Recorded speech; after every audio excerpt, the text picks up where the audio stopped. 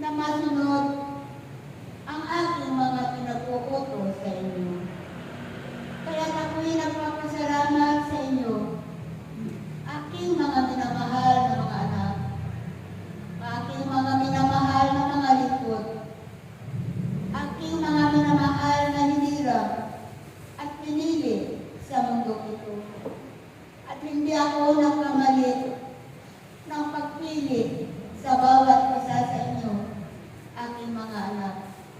Tunay na inyong pinakikita sa akin ang inyong tunay na pagmamahal, ang tunay na pag-ibig na inyong pinadarama sa akin, na inyong mga minamahal ninyo, Ama.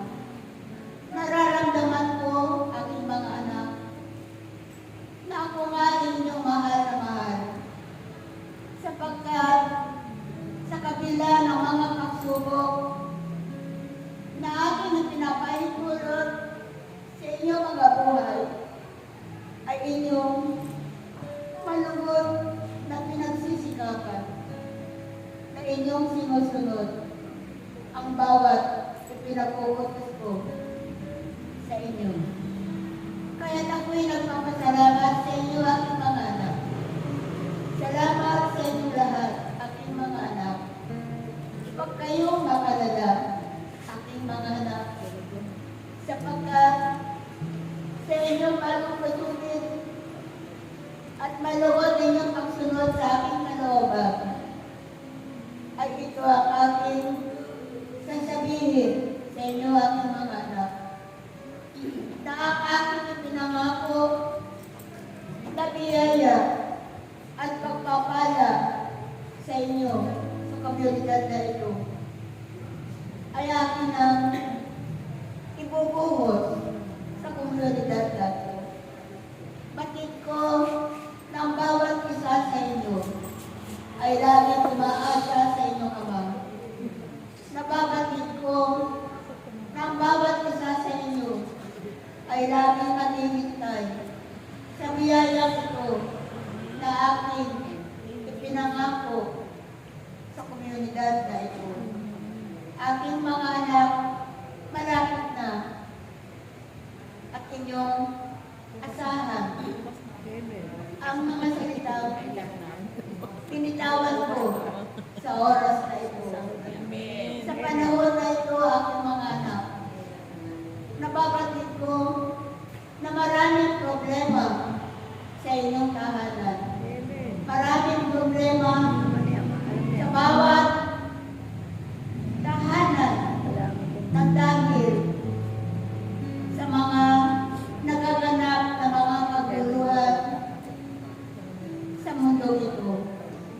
At ang bawat isa sa inyo ay lagi nag-aalala, nag-iisip, sapagkat ang lahat ng mga bilihin sa mundo ito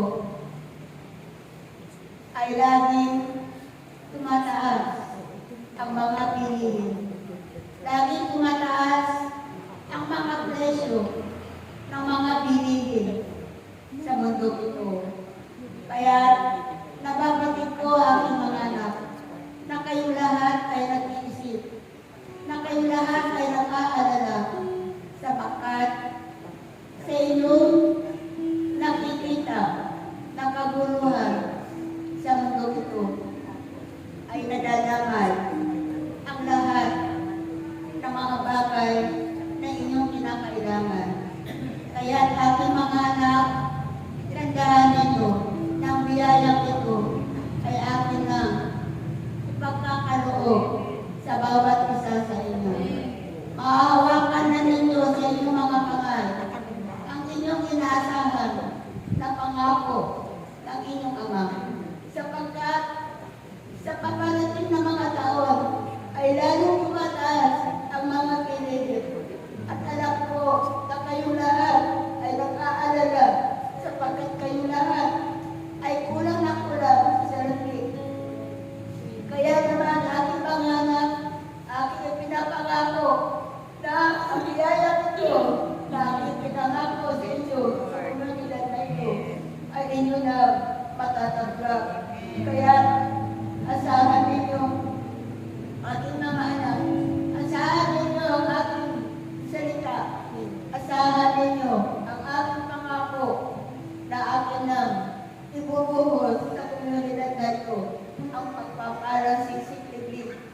umaapaw na biyaya. Sapagkat alam ko, aking mga anak, na ito na ang panahon na kailangan ninyo ang biyaya ito. Sapagkat ang lahat ay namumroblema. Hindi lamang kayo, kundi ang buong mundo na nadadamay sa kaguluhan ito. Sa mga digmaan na nagaganap sa mga bansa ay hindi nagkakasundo at hindi nagkakaisa. Kaya aking mga anak, umasa kayo sa akin na inyong Ama. Asahan ninyo ang aking salita ito sapagkat inyo na matatanggap ang aking ipinangako. Ako'y nagpapasalamat sa inyo, aking mga anak, sa inyong pagsasakripisyo, sa inyong pagpapagal, na kahit na marami kayong gawain sa inyong mga tahanan, na kahit ang iba sa inyo ang inyong mga sakit at karamdaman, ang inyong mga mahal sa buhay, ay inyong pinagsisikapan na makipag-isa sa aking pigil. Hindi ninyo pinanghihinayangan ang oras at panahon upang kayo ay makipagtipan sa aking gawain. Kaya ako'y nagpapasalamat sa inyo, aking mga anak. Salamat at sa inyong paghihintay sa aking ipinangako, aking mga anak, ay inyong maaasahan. Asahan ninyo, aking mga anak.